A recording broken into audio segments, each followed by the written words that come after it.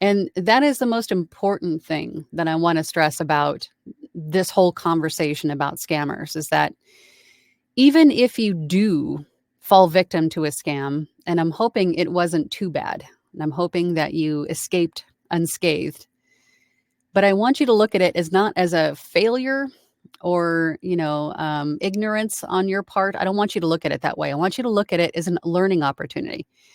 Now you're better versed or better equipped, better educated, however you want to say it, to see it coming in the future, right? It's a learning opportunity. It's not a failure on your part. It's a learning opportunity. That is the most important takeaway from any negative thing, really. It's not failure, it's a learning opportunity, right? Now you're just that much stronger for moving forward and building your business in the future.